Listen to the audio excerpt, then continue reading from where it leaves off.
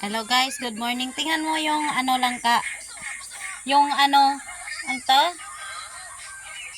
May ano na siya, may tubo na. Ugat.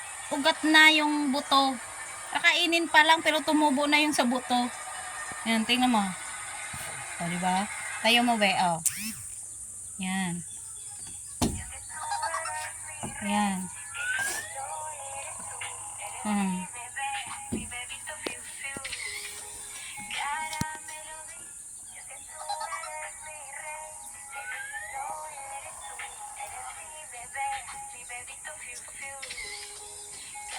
Guys, galing nung langka. Kinakain pa lang namin. Itatanim na.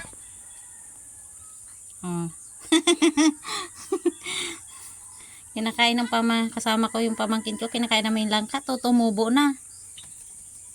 Oh, yan o. May dahon na.